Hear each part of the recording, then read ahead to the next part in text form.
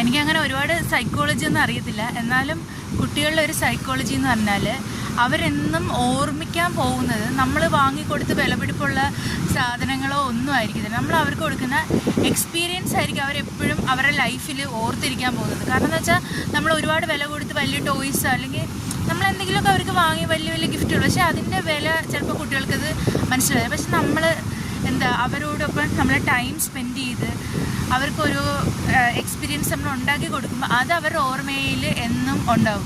നാളെ ഒരു കാലത്ത് അവൾ ബീച്ചിൽ വരുമ്പം, അവളൊരു വലിയ കുട്ടിയാകുമ്പം വന്ന് ബീച്ചിലിരിക്കുമ്പോൾ അവൾ ഓർക്കും നാളെ അവളുടെ അമ്മ അവളായിട്ട് കുഞ്ഞുനാളിലല്ലേ ഇങ്ങനെ ഇവിടെ കൊണ്ടുവന്ന് ഇങ്ങനെ ചിത്രം വരപ്പിച്ചു എന്നൊക്കെ ഓർക്കും ഇവാന.